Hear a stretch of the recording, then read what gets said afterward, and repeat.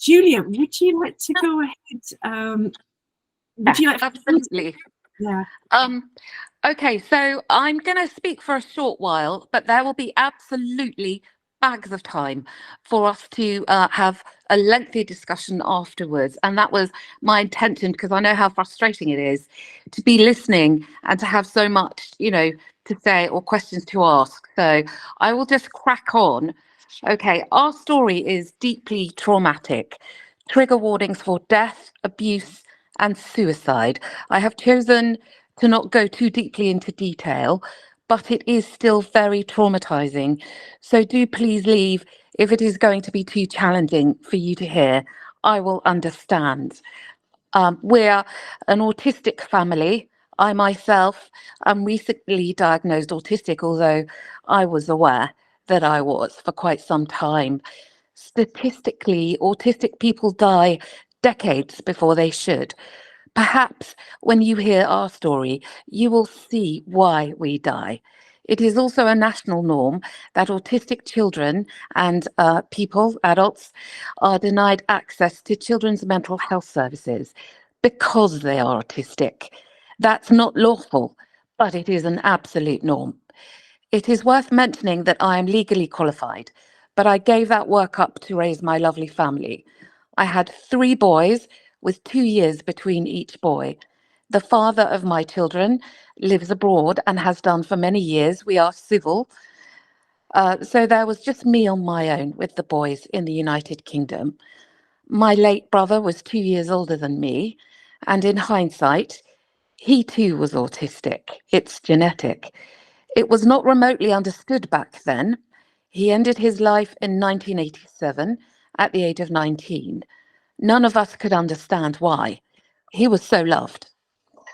I thought that it could never happen again, and that our love for these beautiful boys would mean that they would never experience mental illness. There was so much that I simply wasn't told. I read every book that I could. I joined every group, but that information simply wasn't really there. It was as if it was being covered up. About 80% of autistic people experience mental illness at some point in their lives due to the challenges of inappropriate support for mental and physical comorbidities and autism. If something then happens, in addition, like a bereavement or school bullying, the autistic person all of a sudden becomes at sky-high risk of losing their life. This is kept very quiet, this risk. And that is what we were to experience. Our story starts in 2016, rather like you, Natalie. 2016. My happy-go-lucky family was hit by tragedy in the shape of a triple family bereavement, which upended us. And 2 of my children fell out of school in different ways, in spectacular fashion, in the aftermath. And we were then put through hell. There is a Netflix documentary circulating named something like Take Care of Maya. Our story has very strong similarities to that, but it was my son who had to die and not me. I wish it was otherwise. There has been virtually no accountability for that, despite a host of rulings in our favour. Everyone who hurt us is still in their jobs merrily doing it to others. That is a common theme that we all are aware of. So back to 2016, when our nightmare began. One of my boys became suicidal seemingly overnight as the result of bereavement, bullying, and exam stress. We simply weren't prepared for that. We never thought that it would happen. Simultaneously, another of my boys simply refused to go to school and was extremely unwell. He was, not long after, diagnosed by Great Ormond Street as autistic. Both of the boys had been diagnosed by a multidisciplinary team led by a professor at Great Ormond Street. So we're talking about world-class gold standard diagnoses and 26-page reports full of very relevant recommendations. So we were totally upended, as if we'd gone over Niagara Falls and all fallen out of a canoe, flailing in the water. We could see each other, but we couldn't touch each other. We were literally free falling needing to quickly get access to specialist healthcare for both boys to assess, treat, and advise. I had the strong belief that it would exist. I had the strong but very misguided belief that we would be met with empathy. I could not have been more wrong. There appeared to be no basic services for my family, and when we desperately needed them, and no understanding of what was going on. And so I was forced to resort to social media and self-education to try and unpick things while I went through so many complaints processes about services that refused to engage with us. It is a very, very lonely place to be, to have a suicidal anorexic child and to try and safeguard him, to be grieving through family who died of cancer that you looked after and fought for, and to also have another younger son who's locked in his bedroom, unable to attend his fabulous school, where he was one of the brightest there. None of it made any sense, and we needed help, just like anybody would when they were ill. I found experts privately and a quickly growing community online. I found thousands of others were also facing exactly the same hell. In my brief visits to centres of excellence in London, when I managed to break out of the local bubble, the local silo, I was told that I was doing all of the right things. But it was to the local services that we were repeatedly forced back to be tormented, failed, and abused. They had endless inappropriate meetings without us. We were legally eligible for disability social care support, but this is never offered. Instead, child protection social workers were sent to try and find fault with us, instead of the boys being able to access basic health support. They knew nothing about autism and mental health, and they are allowed to get out of control. Many families like mine have their children removed randomly by ignorant, untrained, inappropriate child protection social workers when they should be receiving support from disability social care under the law. We are not understood. Hidden disabilities are discriminated against. Horrifically, NHS children's mental health services, paediatric mental health teams, are often staffed with ex-child protection social workers who've gone and got a scant training in psychology. When you need help, you go to a therapist who is a trained therapist and a specialized.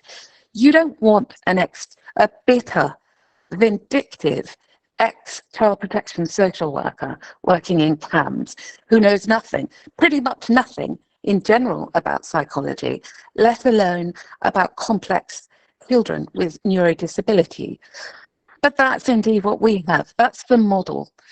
When I got hold of the minutes of these ludicrous meetings that we were excluded from, things like strategy meetings, because I disagreed with them, because they were ignoring Great Ormond Street reports and refusing to even read them, it was pitiful what was being said, comedic, ludicrous.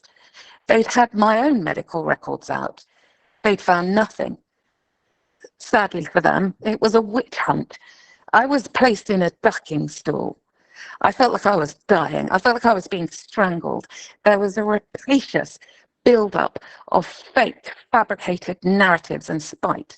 There appeared to be absolutely no understanding of autism and mental health and how it was not remotely the same as that in non-autistics. It presents very differently.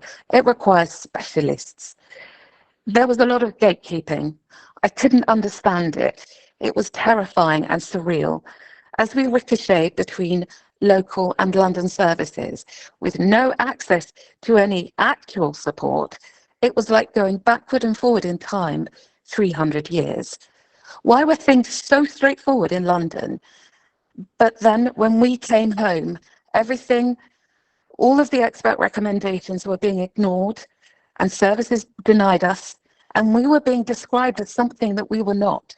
Not only was there no access to anything, there was persecution and relentless, crazy allegations.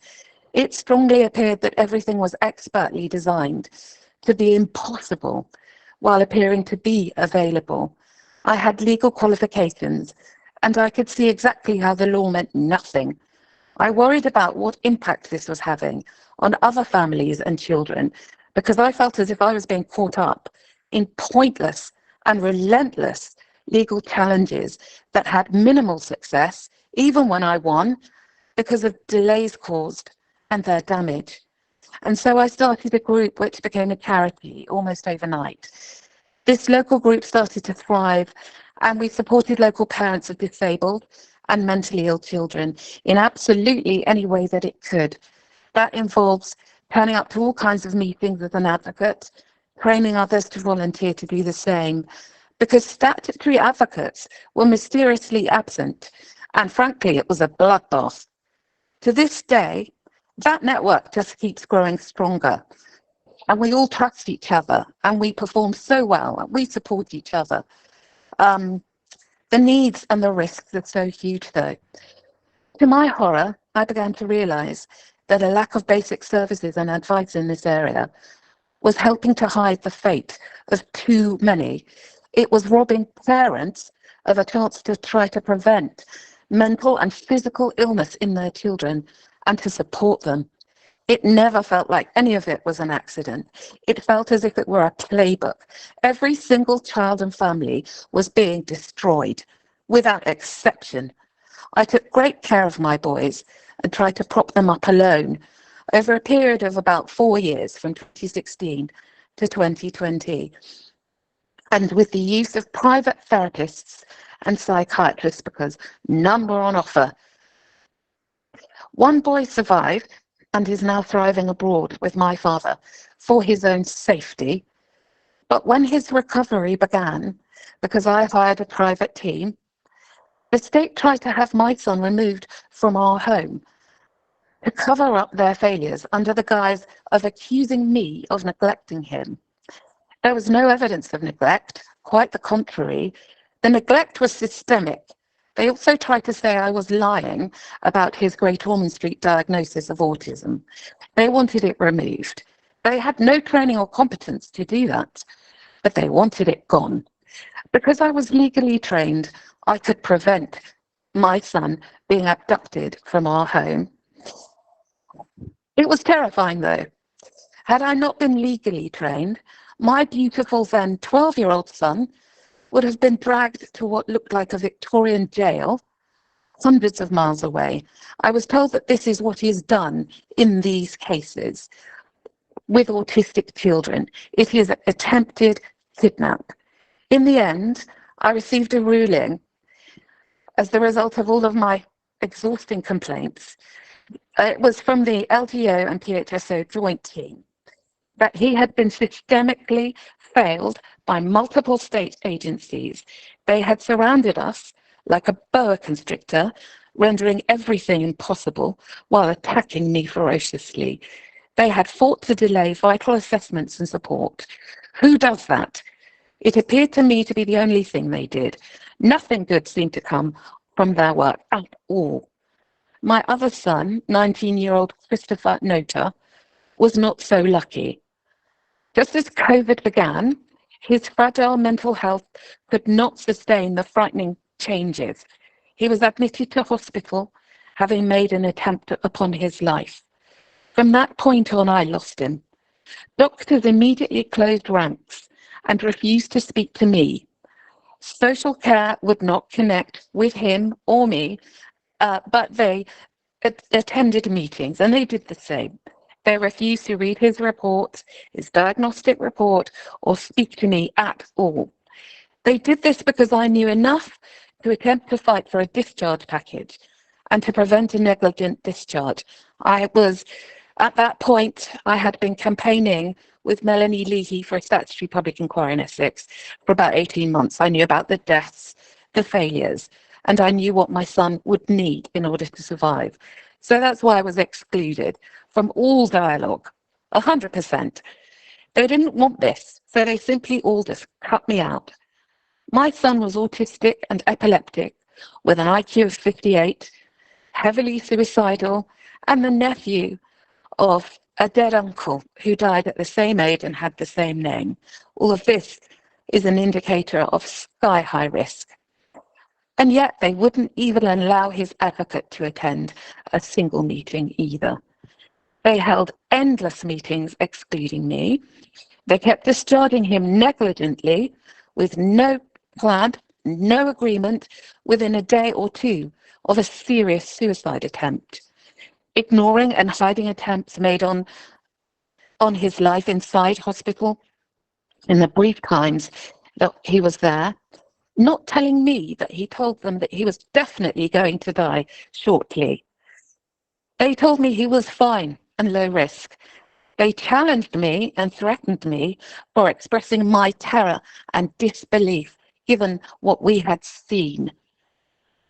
Chris was ill for about 3 months, and of that time, he only spent about 13 days in the community, making attempts and then going straight in, straight out.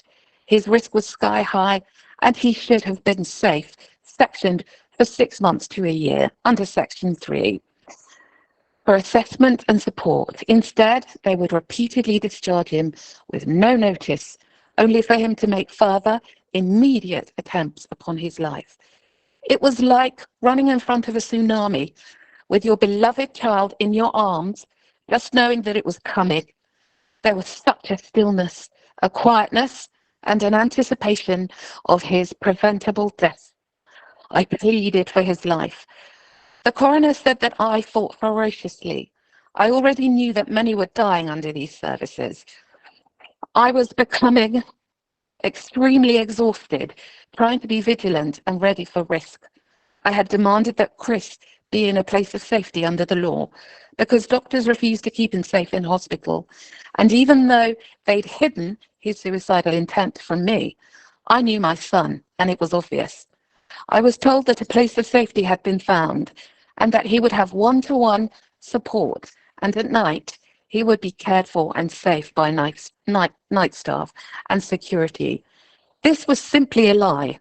I had him every day, and I watched him like a hawk, because all of the support promised for him during the day was a lie, and it dematerialized. It never, in fact, materialized in the first place. So I had him all day. That was a privilege and a pleasure. I absolutely adored him. He was very beautiful. I reasoned, though, that the night staff in this place of safety could keep him for the night because they were awake all night, and there were 2 of them. I would be able to sleep and recharge my batteries so that I could keep him alive in the daytime.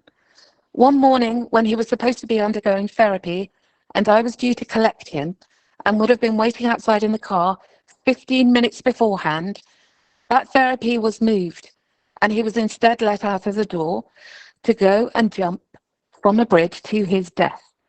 My stunningly beautiful son was dead. The odds had caught up with us. I had told them time and time again not to allow him to walk out alone. He had tried to jump from the bridge the week before when they had let him out. He had been briefly in hospital and then immediately discharged yet again.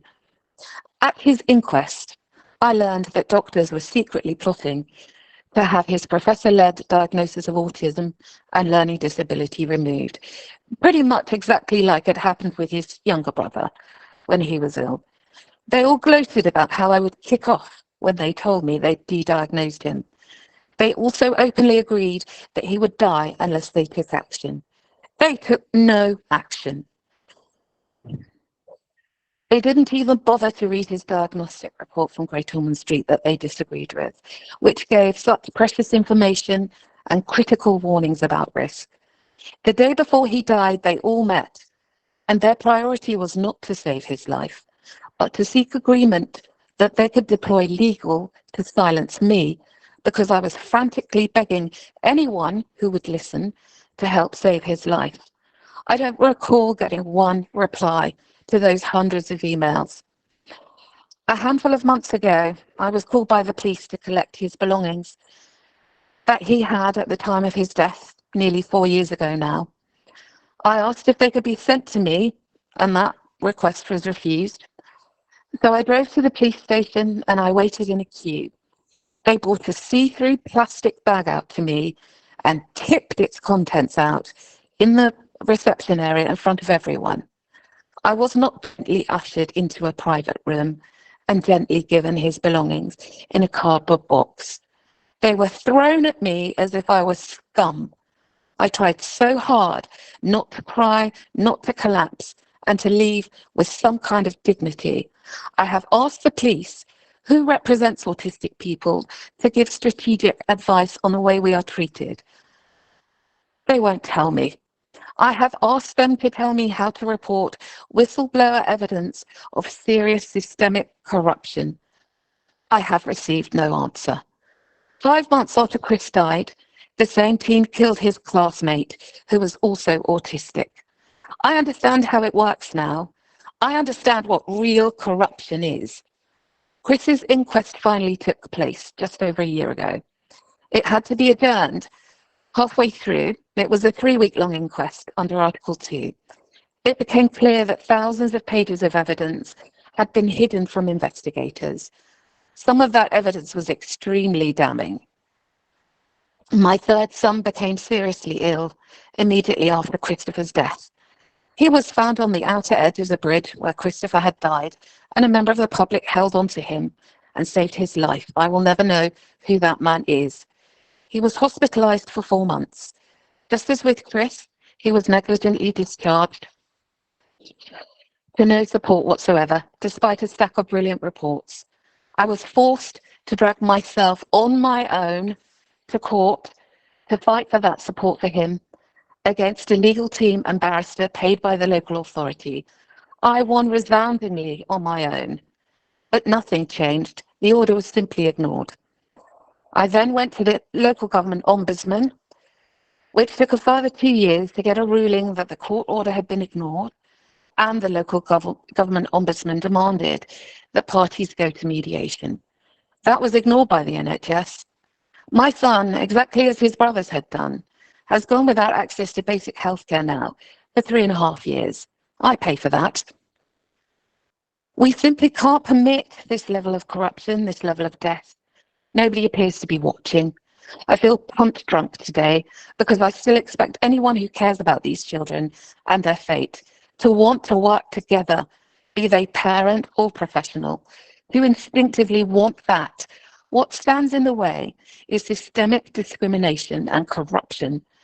When I talk about corruption, I mean that nothing is able to work. Sometimes in small pockets, things can get done because there are decent people, and we all acknowledge that. But there is an air of sabotage, and there is such uneven and unreliable support. Some of the agencies who are corrupt include local authorities, safeguarding boards, social care, integrated commissioning boards, health trusts, local government ombudsman, parliamentary health ombudsman, Health Watch, parent carer forums, Department for Education, Ofsted, CQC, ICO, the police. We have virtually no access to justice. There are a tiny number of legal aid lawyers, and they are all usually at capacity and unavailable, as everyone knows. Advocates don't advocate, if you can even get one. I have managed to help expose a lot of senior people. They're never fired. They do a runner, in effect, with a large sum of money. They're never held accountable. We don't have significant charities or lobby groups behind us. Many of the large charities appear to be vehicles for paying their staff large salaries only, and for agreeing with changes in policy, and for co-producing our services instead of us. We rarely are able to access our MPs. They keep away from us. They're never available, and it appears that they don't want to get involved in this hot potato of an area. We rely on the goodwill of the press. The impact of this is vast. I know that many thousands of families are living our experience to some degree right now. It gives me immense pain and sadness to know this. I know that there are many professionals who are also caught up in this mess, who are suffering badly and fighting for what is right. We all stand together. We have recently finally won the first statutory public inquiry into mental health services in Essex in the nation's history, to start to investigate over at least 2,000 plus preventable deaths, including that of my son. However, I don't feel safe, and we are being exploited and failed to this day.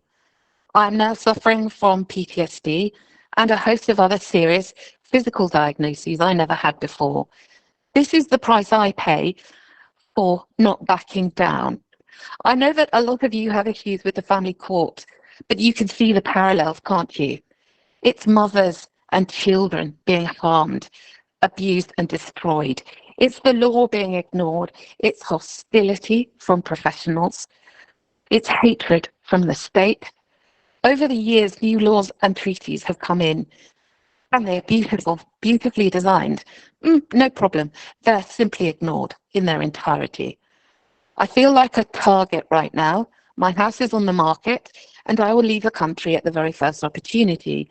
We as a family are not remotely safe here, despite everything. I'm very concerned about assisted dying. A very glossy campaign has been pushed hard, and we are encouraged to sign to support it. My belief is that it is actually aimed at the disabled and vulnerable. Evidence from Canada and the Netherlands is that this is the case. That's my rant over. Sorry for that. Thank you. That was not. Thank you. That was an extremely powerful. I think quite a lot of us will probably feel quite tearful after hearing that. And thank you so much for sharing that. Thank you for standing with us, and we stand with you. Thank you. Together, we will get somewhere. Yes, absolutely. And thank you so much for, seeing that. Just, I don't know, I can see that there are some hands up. I don't know how many of them are legacy hands, but who would like to ask Julia a question? Are you happy, Julia? Are you able to? Absolutely, yes, absolutely. Yeah, or make comments. I've got questions for Julia. I'd like to know why, and I'd like to know how we can help. What can we do? How do we do this? There is so much hatred. We have no voice. Now, what would be interesting to know, I know some of you, know me from Twitter, so you'll know about Melanie, the campaign, but it feels as if there is a media blackout about our statutory public inquiry. And so I just wonder, sort of on a show of hands, how many of you are aware that there is a statutory public inquiry into Essex mental health care? No. Most of the people I speak to are not aware, and that is problematic, as I'm sure you will all immediately instinctively understand. If the nation is not aware that we have a statutory public inquiry into the systemic abuse and deaths, then we have no leverage. I can't demand from, the Secretary of State certain things. I can't say, I need you to ensure that you are making reasonable adjustments and that you are understanding the individual profiles of the service users who died and why it's happened, to co-produce the process of the inquiry, to make sure it is steered in the right way. I have no leverage because nobody even knows it's on. We're finding a lack of national media coverage, and I just find it perplexing. And certainly, from a tactical point of view, it really removes any leverage I feel that we would have in making sure that inquiry is good, thorough, and safe. Yeah. So any help with spreading that word, because rather like the post office affair, it took a primetime drama to inform the nation cogently of what happened. We really can't get the gist of what we're looking for to happen. We can't get that out to the public, and so there is no public clamour to support us. And that, to me, again, seems very contrived. But yeah, that's the main thing we really need help with. as indeed all of us do, for this issue, isn't it, really? Yes. It almost feels a little bit like everything's in a state of collapse at the moment. There are so many stories that everything's clamoring for our attention, which is becoming exhausted. It does. An Mm, end of term feeling. And it's quite frightening. We know you have an election coming. But again, really, which party would you back, and which party prioritises these issues? I can't seem to get any purchase or enough purchase. I need quite a lot of purchase. And other issues seem to be to the forefront.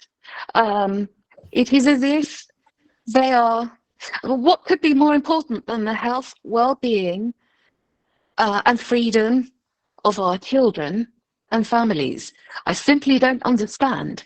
And yet, it's not something that is the main focus. It's our main focus. It's the main focus of anybody on the street, anybody you ran into at the park. But it isn't in terms of our politicians. They're not listening to us. So we need leverage. We need to be heard. We need to be safe. It's not a big ask, is it? No. And I've seen Martin put a comment in the chat saying it's all about commerce, and I agree. And actually, one of the other initiatives that I have in mind is something called a sort of series of events called the privatisation of public life, because I sort of see these issues even playing across different sort of industry verticals, like, you know, it's the reason why our water is not safe, why our transport doesn't run. It's healthcare, it's all sorts of things. And I think when I thought about it, I thought, actually, this could be really fascinating. I think people are ready to hear, because we don't want to live without services that work, do we? Surely. So to be living without a sense of any kind of freedom of speech, freedom to criticize policies, governments, all of it is being eroded.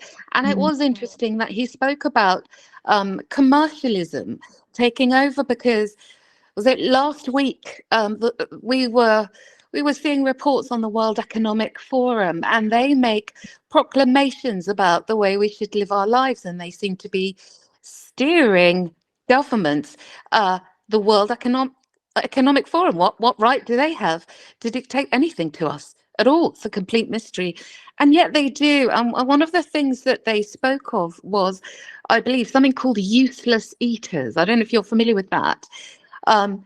They are placing a value on heads of people like cattle. Are they of significant value to offer basic services to, etc.? And that's a great worry. The services that you were talking about earlier are not there to serve us. We may fund them, but they are there to silo us. Silo and gag, control. Whether people live or die, really, if it is cheaper for them to be dead, then so shall they be dead. And we're siloing and controlling and removing the ability. Groups like this had better get started and get moving quickly before we lose the ability to even be able to speak. Yes, I mean, we can see it playing out, can't we, with the, you know, crackdowns on the right to protest. I mean, these policies are genocidal. They're resulting in deaths, and it's for profit. It's the enslavement of humans to capital. What I had discovered when I accidentally found myself locally very active in the special educational needs world, supporting other families, the awful connection I made was that the failures in special educational needs, which Gillian Keegan is openly admitting to now, those are the seeds of severe mental illness, physical illness, and early death. The people we were seeing dying in adult mental health care, and indeed young children too, from the age of 13, in Essex mental health services, we were seeing that these were the children who were failed, the children who couldn't get an autism assessment, the children who couldn't get an LSA in the classroom or a dyslexia test, and that it was actually totally obvious, and they were dying, and actually it was all right. The only people who had a problem with it were us, and we were having panic attacks as we began to realise, no, you go and tell people. I tried to get 2 local members of parliament to meet me. I said, we need to press the alarm bell. Something terrible is happening. One of the members of parliament refused to meet with me ever. He was from the next door constituency, and many of his constituents were supported by us. They had terrible problems. Some of their children have been pushed to the brink of death. He refused to meet me, citing a convention which really is an excuse, because saying that I didn't live in his constituency, therefore he could not speak to me. And I responded, that's just a convention, you're not bound by it, but also I advocate for people in your constituency. But no, he never met me. But he was actually stabbed to death by a deranged man who he had agreed to meet at his surgery, who was not a constituent. So he was able to break that rule for a deranged man who lived in London, many miles away from where we are, to make time to speak to him, but he would not speak to me about children in his own constituency. So he wasn't actually bound by that convention. He just didn't want to speak to me. My son was dead a year later. I stood up in a Health Watch meeting in public, and I voiced my extreme concerns for these children because nobody would speak to me. So I thought, okay, crash a public meeting. On the basis of my speech, I was offered a seat on the board of Health Watch, which was very valuable because I could attend health and wellbeing meetings, scrutinise services, hold them to account. So publicly, it's very valuable. But nothing happened. And a few weeks later, I chased it up. I said, you hit me up. I'm ready to start working to see if we can improve things locally, lawless and dangerous services. And I accidentally received an email to say that the local authority officers had advised Health Watch to kick me out. And indeed, that's what they did. So that shows you just exactly how corrupt an independent health and social care scrutineer is. The LA is controlling who asks the questions from within those bodies. That's an absolute norm. So that was January 2020. My son was dead 6 months later. And believe me, I tried. I fought so hard. I'm still fighting because it's the right thing to do. I will not stand and watch people being killed, although I have metaphorically held the hands of other people's parents while they have died, like my son. So it's such a powerful machine. We need everybody to stand together and fight it. On its own, it crushes and destroys us. And it makes us very vulnerable. That's why we need exposure and for all of us to stand together. It's a very fearsome machine when you stand against it on your own. You have no chance. I agree. Yeah, absolutely. Absolutely. That is the vision. We have got to find that solidarity, and and I'm sure that when we work together, we put our heads together, we can find ways forward. We can. I'm glad you say that, because I know that, I follow you on Facebook, and I know that sometimes you find it very difficult to take heart, but we've got to keep that, haven't we? Yeah, I really struggle because on a day-to-day basis, my phone rings off the hook with just a variety of issues, SEN issues, suicidal children aged 6 upwards, people who are at risk and being deliberately left at risk, every single issue under the sun related to disability and mental health. And we're living off our wits, and these people have no access to legal representation. Advocates seem to pick and choose who they support, which is about 1% of people, and I don't know if the support is any good. They're totally on their own. They're just so totally on their own, and I know how that feels. So yeah. Yeah. I know there are some hands up. I don't know if they're legacy hands or not. You know, is there anybody, you know, who would like to contribute? Martin's at the top of the list. I don't know if that's an old hand, Martin, and Luber as well. Claire and Carol have also got their hands up. I can go if you want. Go ahead. Yeah. Would you like to hear from me? Yes. Okay. Yeah. Firstly, I really sympathise with you, Julia. But I have to say, my own situation, I wasn't even allowed to attend any of the things that were being done or alleged to have happened to my partner, because it was all being controlled by the social worker. And I believe the reason why I'm not being provided with documents from the hearings is that the social worker lied in those as well. And as I said, there is systemic malfeasance in all of these offices. I have spent a year putting together information for my latest book.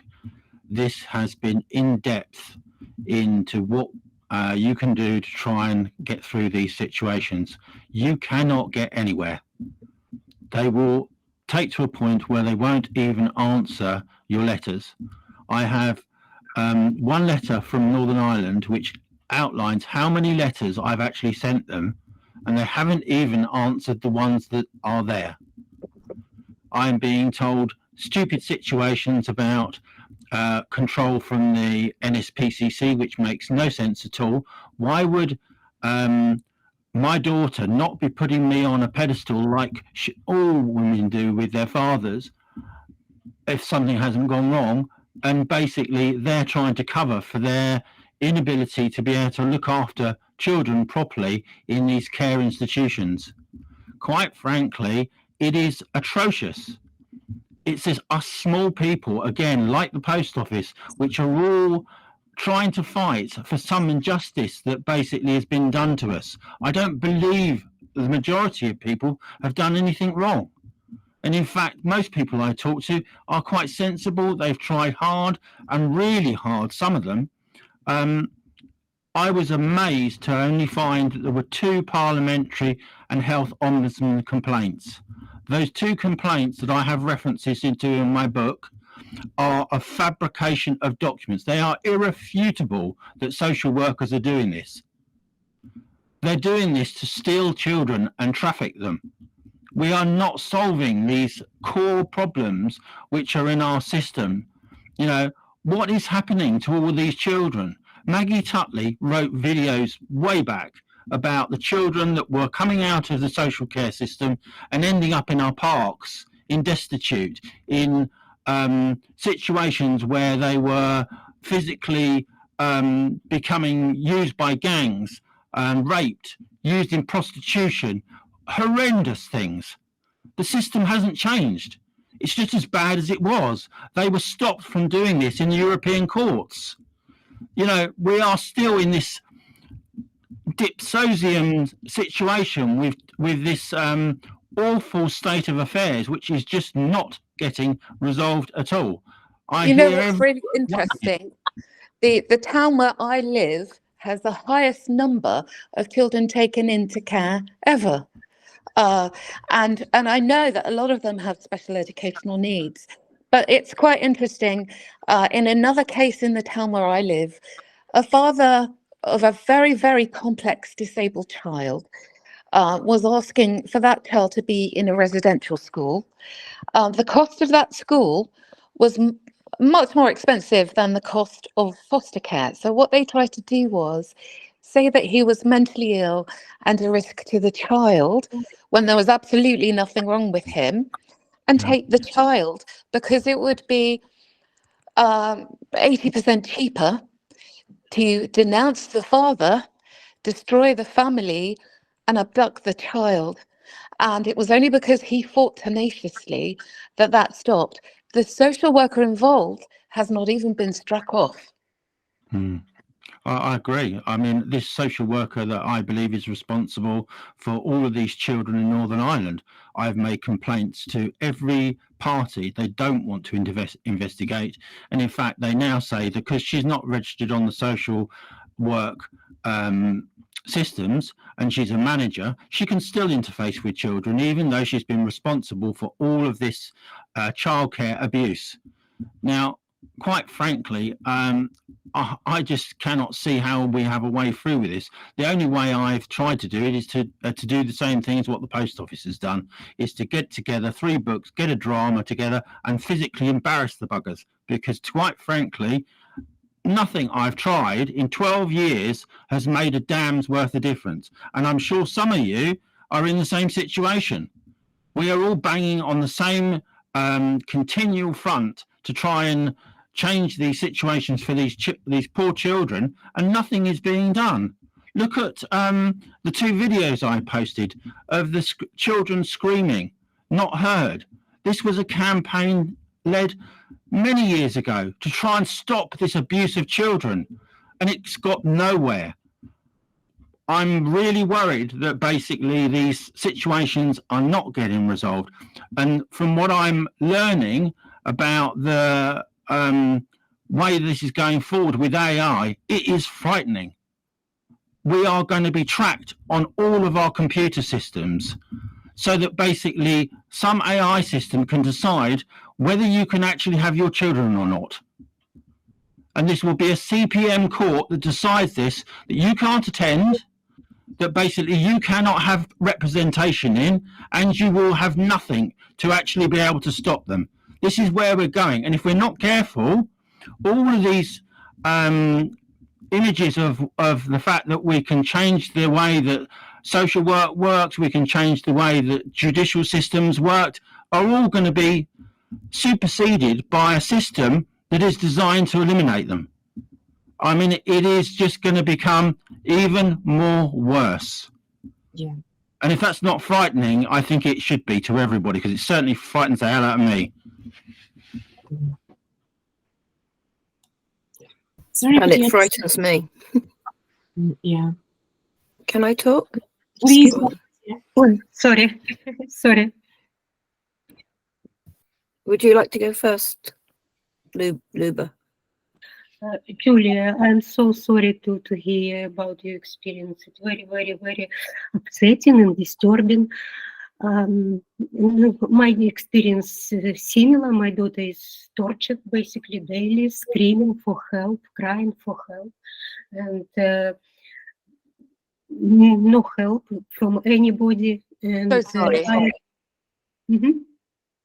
And I left my home and country and ran away because there was abduction attempt to put me in psychiatric hospital, and they basically accusing me of mental illnesses, but I never suffered from stress, yes, but I never suffered from mental illnesses.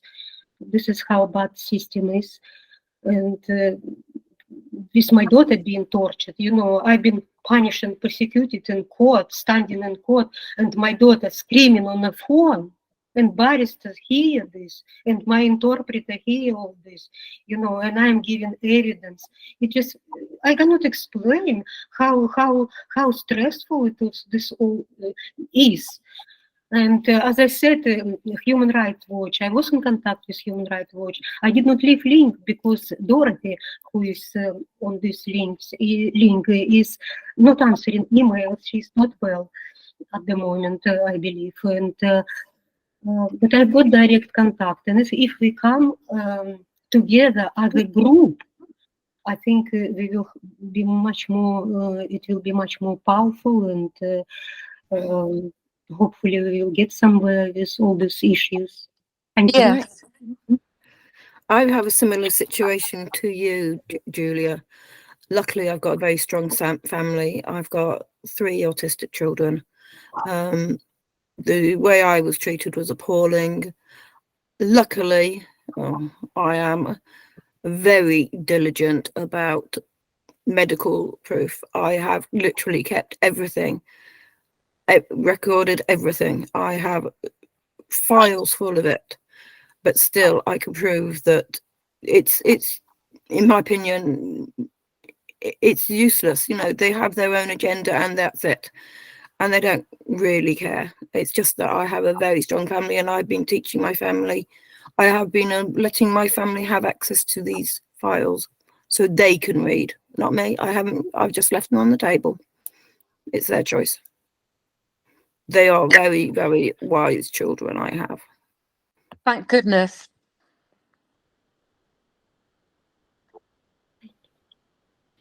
Claire, you're at the top of the, sorry, Julia, was there something you wanted to say? I know somebody made a comment and they said autism, I'm not sure if they meant mental illness as well, but they are not child protection issues, and that is absolutely the case. The problem is that the law in this area, Section 17, a child in need, has got 2 different strands. One is child protection and the other is disability. Under the law, a child with a disability should be assessed and supported by a disability social care team, and they're not a child protection team. They're supposed to be your friends, and they have an enhanced budget to support disability related issues and to help advocate, make sure the right thing's happening at the right time, and give advice. But what's happening is that is not being done. So that disability social care team it's not happening. It only happens for a small cherry-picked sort of fake group of children who go to special school, whereas 80% of our children with special educational needs or differences are in mainstream schools. Now, you can have some very, very complex children in mainstream schools. There are very many, and that's why there are now tens of thousands of children who are mysteriously not attending their schools. And that's because the placements are not the right placements for them, and their needs are not being met, and they are developing mental illness. So what also happens is, as a parent, when you start to realize your autistic child has needs, maybe health needs and social care needs, that gets nipped in the bud very quickly. You, instead of health assessments, social care assessments, you get referred as a family to child protection social care to terrify the living shite out of you, so that you stop all your silly notions of asking for assessment. Does your child have scoliosis? Do they have spina bifida? Are they mentally ill? Do they need I've been to support? there. Yeah. Tough luck, right? Sling your hook, and if you complain, we will put you on child protection. We will say that you are nuts. We will say that you are fabricated induced illness, when what you're saying is totally diligent and what they are doing is negligent. But they have the power, they have the whip hand. They can abuse you, they can be negligent whilst calling you neglectful and an abuser. Yes, So, I 100% agree yeah, with Julie. That's yeah, more or less what happened to me. yeah. That's also, Luckily, yeah, my daughter tried to commit suicide in school. Luckily, we had a very good nurse who was very proactive and kept her safe. But if it wasn't for her, yeah. I could be in a situation. Thank God for her. What a wonderful thing to hear. In the cases I hear about every single day, unfortunately, that's not the case. It's good to hear, you know, stories of survival.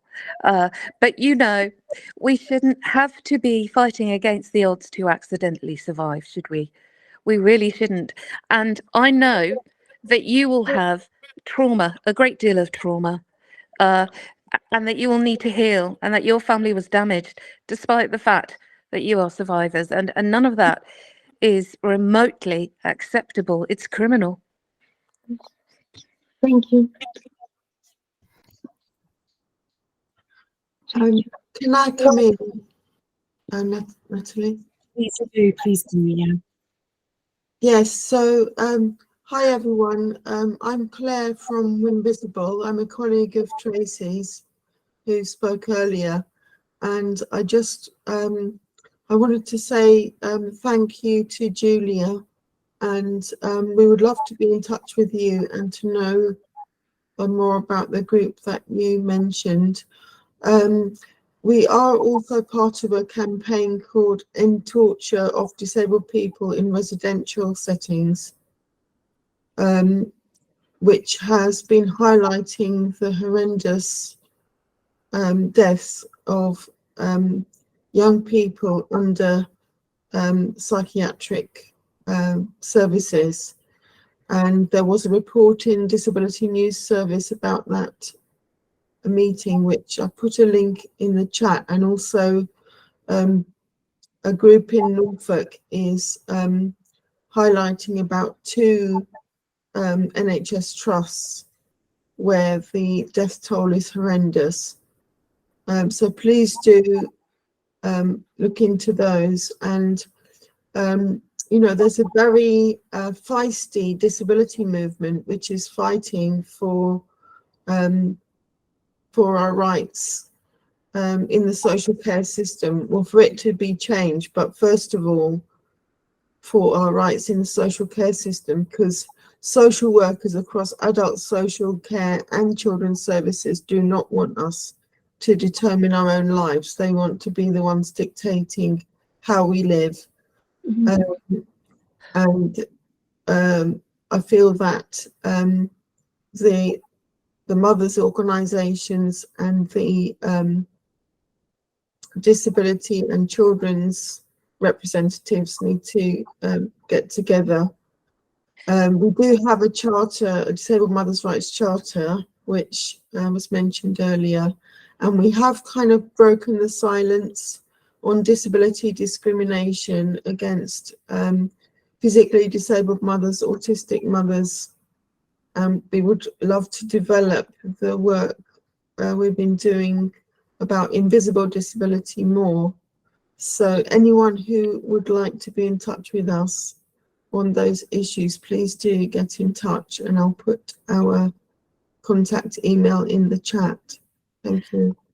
I would, and I know the government is saying that, for example, the laws, the Children and Families Act, for example, 2015, has not delivered, and therefore it requires reform. It doesn't.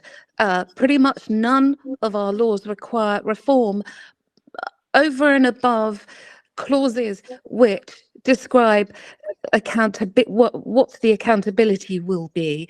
What is happening is that absolutely wholesale, the law is being ignored. You name it, it's being ignored. Yet the government will say, oh, we need to reform it to improve things. No, that's really disingenuous. They will remove rights. At the moment, that rights are being breached, but what they'll do is remove them. So, yeah, I'd love to work with you. But the point I wanted to make is we are making some headway, and we need to do more compared to 7 or 8 years ago. You know, there is some recognition. I mean, when the 2 items were on Channel 5 News, there was immense feedback from the audience of similar situations. So there's like you know, there's a huge community out there of mothers and disabled mothers and bereaved families. The government can really twist things. So, for example, if you have a young person that has been locked up wrongly and the key has been thrown away and they've been locked up for years, the government will make a big show of maybe letting one of them go. And they will say, we've changed the law, you can't lock an autistic person up anymore. But ironically, it doesn't end up freeing the other young people who have been locked up. It seems, the effect it seems to have is that when a suicidal young person turns up at A&E, they don't get sectioned and they are turned away and they are unable to access safety and they then die. So it's really odd because we still have the young people locked up. But the psychiatrists are saying, you know, we will use the least restrictive option. The presumption will be not to section. The presumption will be that they have capacity. So sometimes a lot of well-meant developments are actually used against us and provide even more weight and force to destroy us because they are misused. They're not used in the way in which they were intended. The Children and Families Act of 2015 was put together by people like us. Absolutely stunning. And every single thing in it was watertight. All sorts of safety nets were provided, flexibility, so that there would never be a loophole. There would never be a child caught in the cracks. But that law was simply ignored. Yeah, I mean, just because there's a law doesn't mean it's implemented or implemented properly. So yeah, I think the community campaigning is an essential part. Like, for example, in the Care Act, the Care Act section 12 says that the social worker doing the assessment needs to take account of the needs of the family, not just the disabled individual. So they are bound to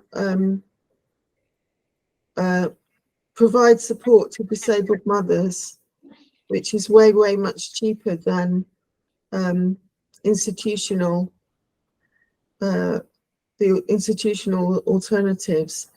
You know, but I just wanted to say that although it has been grim, some headway is being made, and us joining together does make an impact.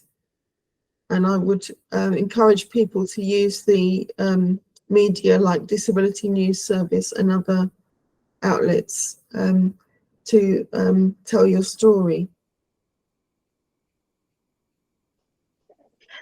Yes, I know what you're saying about the Care Act.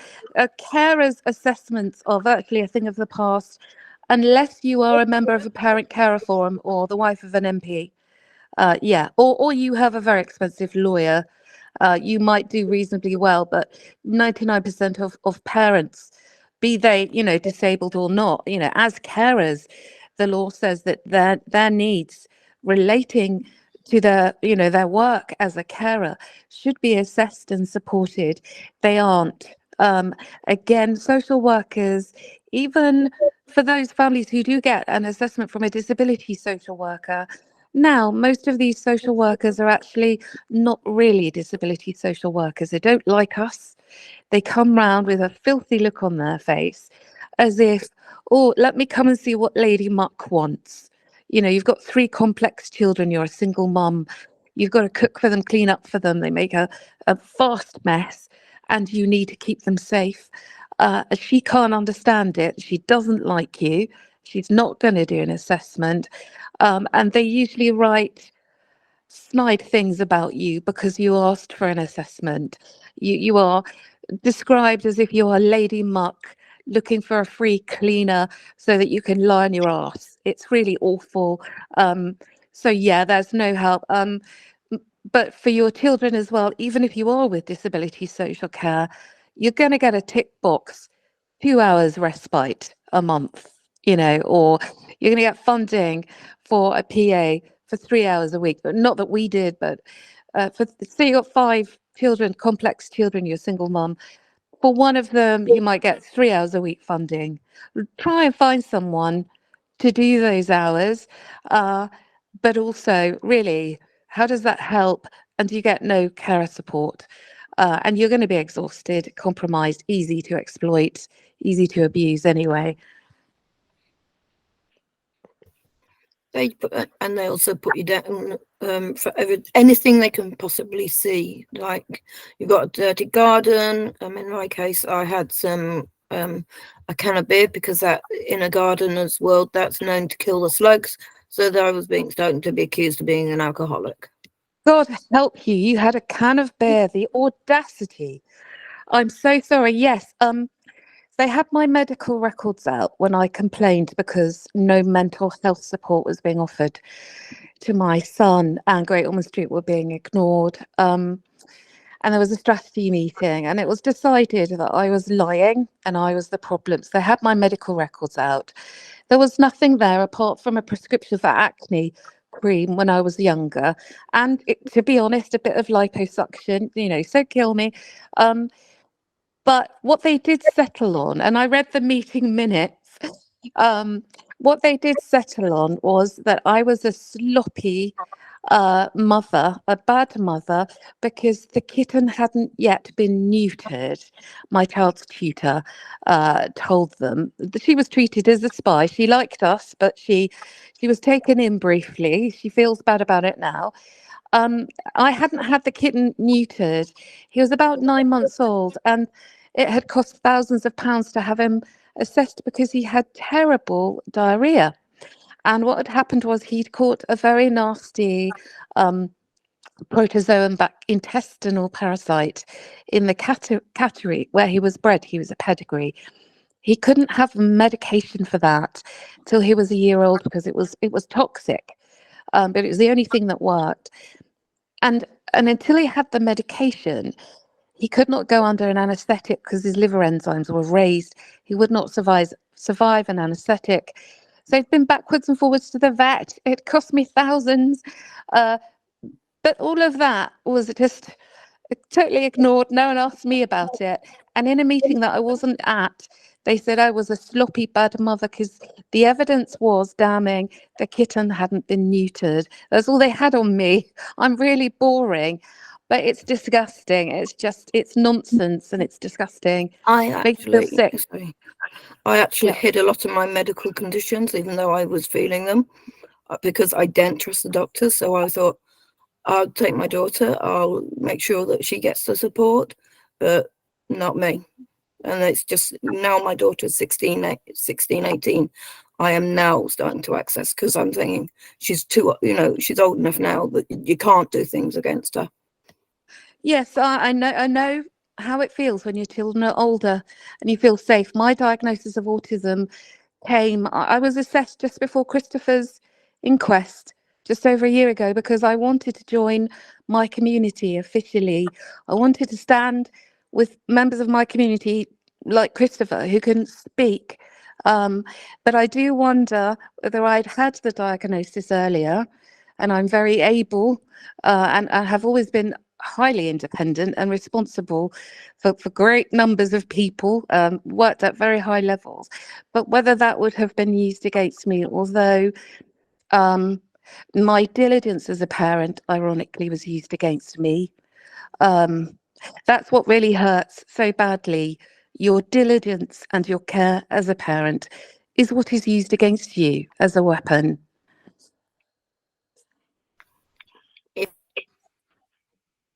If they don't get you on one thing, they'll get you on another. We seem to see the same thing in the child custody cases. And it's women, isn't it? Women. I'm not one to, to play those cards, but how can we not play those cards here? Because it's all we see. I just read a very interesting report that says, always believe that the mother is committing FII. The father is either cajoled into it, or it doesn't understand or doesn't know about. That's a paper I have just read. That was their view. Yeah, the professor who seems to be at the forefront of describing what FII is, and she seems to tour around the UK dining out on giving these speeches people love to hear. about, and it all sounds very exciting. And the true incidence of this is about 1 in a million, isn't it? Yet strangely, when I did a poll of the 500 families in our network, 45% of mothers had been accused of it. So, you know, something wrong with the maths, but it's Yes, but fee has been invented by an Australian system, which was brought from an English system where the person that actually created it was struck off because it was disagreed with, and yet we're And- still using fee. Yeah, and you know, it's odd because in the same building in Great Ormond Street, you have, I think she's a professor or a doctor, Dania Glazer, who gives these speeches, talks about what FII is, and frankly, it's me. You use long words and you disagree with negligent clinicians. Yes, guilty, sorry, guilty.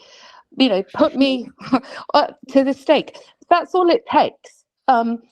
But in the same building, on floor 4, is the world leading autism team, who begged to differ with her, and who is a multidisciplinary team, and they're brilliant.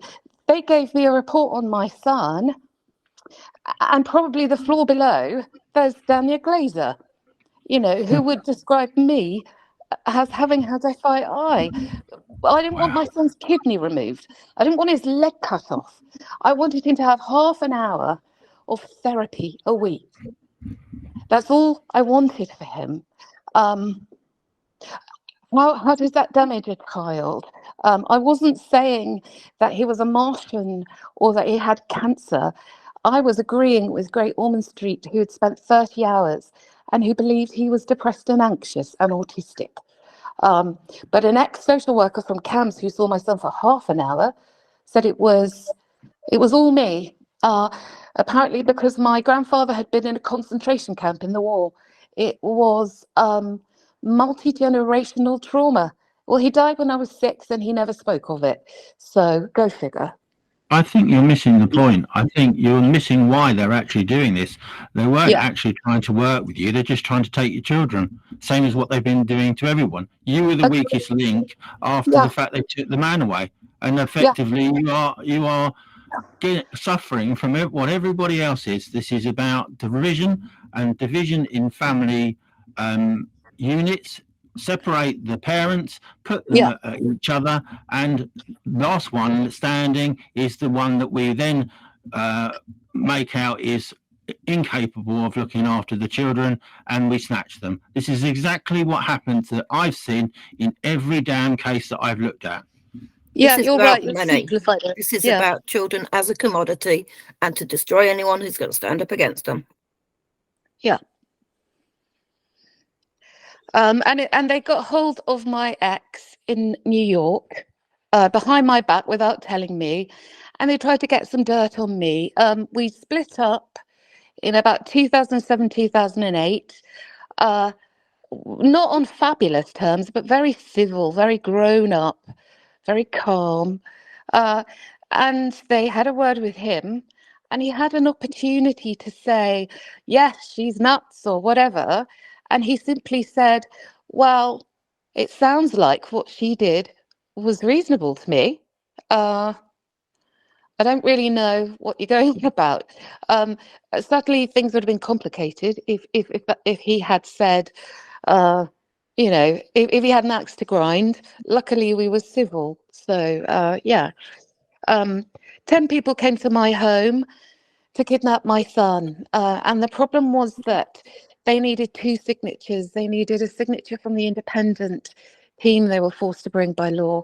And the independent team refused to provide that signature. So they couldn't abduct my son and lock him up in a former prison hundreds of miles away from our home and throw away the key. They said... Don't they need a signature from the parent? No, what it was they tried to section my youngest son. He was 12. He was a brilliant boy. He won a place at elite public school, did very, very well. But when family died and he was struggling sort of socially, it turned out he was autistic, but very, very bright, like Elon. So he took to his bed and he locked himself in his room, which is very, very common, as everyone knows, although it terrified the life out of me. I'd never heard of it happening. We couldn't access CAMs. They referred us to social care instead when I insisted on being able to access CAMs. They left it for 8 months. I was tearing my hair out. My son was deteriorating. It took months of waiting for me to get private psychiatrists and therapists here to assess and support him. Just because you've got the money doesn't mean that you can get them straight round. It doesn't work like that, sadly. And they were horrified, and the therapy began. They were both highly thought of locally, and I gave their details to everybody. I wasn't hiding it. I said, he's going to have some cognitive behavioural therapy, some holistic therapy, and he will be regularly reviewed by a consultant psychiatrist who runs the local children's paediatric mental health unit. Hardly charlatans, quacks. But that terrified them because the LGO was beginning an investigation into systemic multi-agency failure. So what they needed to do was rush around here and section my son and abduct him so that they could control the narrative. But the independent team they brought round simply refused to play ball because I said, these people have never offered anything. The law says you have to exhaust different methods of treatment in the community before you consider sectioning someone under these circumstances. You can't section him. You can't put that signature down. Because I knew the law, I was able to say that. But they also agreed. They rang me afterwards and they said, what the hell has just gone on? We would never have agreed to that. So again, it was, had it been in the hands of the state, he would have been gone. But it was a private team that refused to facilitate it, that really stopped my son being adopted.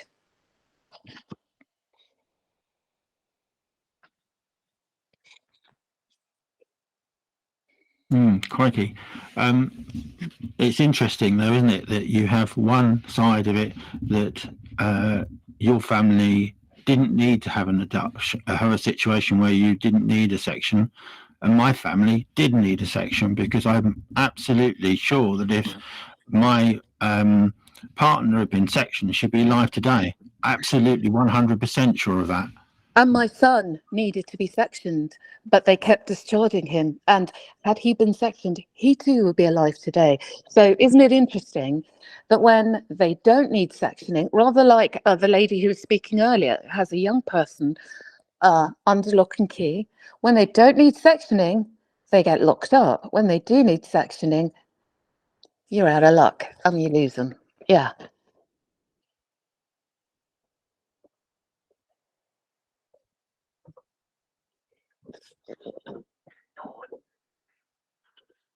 I just caught the tail end of that, and I was thinking about how somebody said that neurodiversity is not a child protection issue, and I keep on thinking divorce is not a child protection issue either, and yet we have social workers who are expending extraordinary amounts of money, time and effort in policing every aspect of our lives. And what happens to the real child protection cases? And I think this is maybe, Martin might agree, the real child protection cases are not profitable.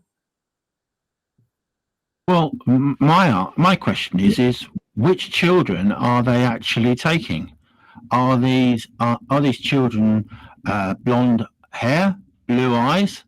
Are they disabled? Are they male? Are they female? Is there a whole different agenda that we're not looking at? The NSPCC statistics only talk of 500,000 children, but they must be divided into specific groups of whether they are of a particular targeted group that social services want for some reason. Now, I don't know what that reason is. I mean, my questions of my situation are very similar to the Bright Eyes film, which is supposed to be here in Northern Ireland in a new cinema they're opening. Now, the lady that actually did this main role was a woman that was in a previous film, and I think her name was Quinn, who is one of the head of the complaint services in Southern Health Social Trust. So she should be aware of her family origins in regard to this person that played these figures in these Shirley Temple and other films. Now, this Bright Eyes film is very interesting because its first opening shots, I understand, is this little girl of 4 is taken on an aeroplane and handed over above the heads of men. Now, I have to wonder whether this happened. Was this a glorification of the sexual activity that they were doing on my child and of this pictured in this film? Because the people that are actually in these films suffer mental health from the acts that they have to physically do. Now, if my daughter's going through all of this, how is it affecting her in real life? Why do they not care what they're doing? You know, because this is happening in films, and the people that play these parts in films suffer mental illness because of it, and they cannot cope with the roles that they're actually being asked to play. This is something my daughter is actually having real life. Now, why can't I make this heinous, horrible people that are in Northern Ireland in the Southern Health and Social Trust understand what they're doing when they cannot even tell me with the picture I've shown them of my daughter is my daughter? So how can they tell me that she is well and happy when they haven't even had any interaction with her? This whole situation with social services and corporate services in all of these departments stinks, because if they have no idea what my daughter looks like at age 17, how on earth can they have met her and made an appraisal of her? This is just seriously stupid to a highest order of disgracefulness. And this is the systems which are in place which are supposedly protecting children. If you have a corporate service, and this is higher as you can get in this organisation, right? And not one of them can identify this picture. Now, this came from a source which was given to me from a historical site that had a picture of her on it, and it is definitely her. So why can they not identify the fact that this image is of her, unless, of course, they've never, ever met her? Or what I'm really worried about is she dead and in their car park? Martin, tomorrow we'll be talking about child sexual abuse cases at 10 o'clock. And I can't remember what time it is, I will be talking about family courts as the modern slave trade, and or sort of be touching on stuff that you've raised there. MR, you got a hand up? Hi, I just wanted to touch on what Martin was saying. My child was diagnosed with ADHD at the age of 3 years old by Maudsley. And then when they were 8 years old, they were diagnosed with hyperkinetic disorder. And I then, at that time, it was the statement of educational needs. And I went through the school didn't want to do it. So I then appealed to the Secretary of State. I can't remember under what legislation it was. And I had the support of an outside charity that was nothing to do with the local council. And I got my son £26,000. And then he went to mainstream school, and they kept him in the class all the time. And I told my son to take his phone and took pictures. And then I wrote to the government again, and this school got put in special measures. And I got to choose the special school that my son should go to. So I chose a behavioural school, which was close to home, which was really good. And then my son started to he started to get groomed in the local area. So I put transport in place, but this still didn't seem to help. And I went to the local authority about it, and they put it down to my parenting. And I could say the only thing with my mental health I was suffering from was exhaustion and stress from not being listened to and having to constantly have to just fight all the time to get those provisions put in place for safety. Well, things broke down at home. My child started to get referred to yacht. This was due to outside negative influences, but yet social services focused on me as the parent rather than supporting me. I couldn't take it anymore because I had another child and they was threatening to take my other child away from me.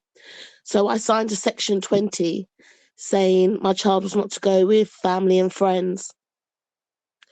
Social services said that it was a private arrangement, but from when I look at my child's SARS subject access request, I can see that they bullied a family member into having my child. And I'd written concerns about these people before because they were involved in gangs and drugs and stuff like that. But social services, they said that it's a private arrangement, so there was nothing that they could do. I obtained a letter from the gang unit of that council in regards to that address with multiple things on there like firearms and stuff. So as I tried to plead for my son to be taken, not to be there, they cut communication with me. Then there was an incident at the property and my child got put into a care home, which was near to me. The perpetrators from the last accommodation that he was in followed him to his new placement. And even though the placement recorded it and my child went missing, the social services still didn't focus on my child's mental health. Every decision and pathway plan that they did not consult what the psychiatrists or CAMS had said. Their decisions didn't include my child's diagnosis. They basically let these people groom my child into gang culture. My child was cuckooed during the pandemic. A rival gang had come and taken stuff out of his house that another gang had put in. I told social services multiple times about my son's behaviour because he was acting erratic, he was always stressed, but nobody supported me. Everyone kept cutting communication, and all I got for all the years of them cutting communication was a sorry.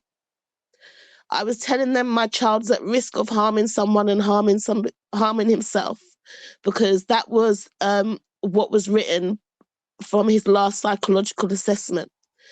I could see on his SARS that the social worker wrote that it was my mental health that was in question, and I was lying. My child had nothing wrong with them. My child is now in prison, looking at 10 plus years. And the local authority has failed him completely.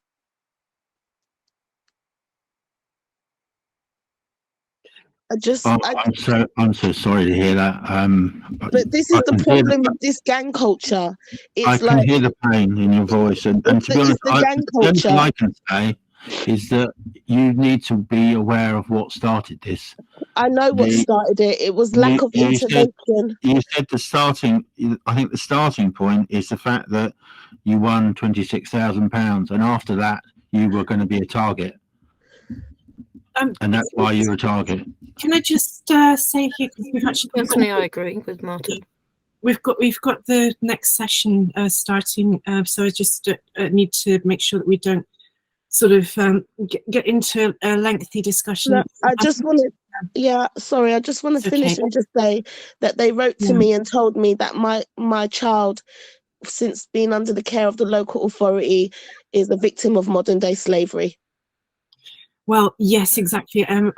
Also really, really shocked to hear your story, but it validates a concern that I have had as well, that children are being put at very clear risk of things like this. There is an organisation that's actually a group of parents who are trying to advocate for themselves and support each other exactly about this issue. I'm in touch with them on Twitter, and I'll try and find them and put you in touch with them. Absolutely, the risk of your children falling into the clutches of gangs and being groomed into sort of and trafficked, and it's a serious concern and something which isn't being talking about. So thank you so much for sharing. No, but the thing is, the police knew, because they wrote that he was a victim and he was working for them, and then they constantly kept on raiding him. And then rather than referring him through the Merlin when they arrested him to the local authority, they didn't do that. And the local authority, there were conversations between my child and social services where he told them about these people and they didn't do anything. Yes, this is the thing, yeah. And then once children are in groomed into a gang and parents seek help, then the victimization of the parents and the children starts all over again as well. And it's yeah, please keep in touch with us. I've put into the chat there the link to sign up to sort of join the community, and put a note of what your specific area of interest is, and you know, let's continue working together and supporting each other. There doesn't seem to be any other option than for us to come together as families and communities and start to demand what's right for us and for our children. Is everybody happy? So you're very welcome, and thank you so much. Is everybody happy if I move? Can I just say, I think you need to work with several different people to make a drama like this. There are so many people that have got really good stories that could make a similar story as the postal drama, and it just really needs telling. It's almost even too big, but we've got to keep pushing. We can do it. We just need to work together and be resilient and very, very persistent. Actually, I wanted to share, I'm going to go on a course run by a former journalist. I think she used to work for BBC and other channels, who's now educating people in citizen video journalism. So that's sort of, if we don't have the media, we can start to do it ourselves and keep getting the story out until somebody takes notice.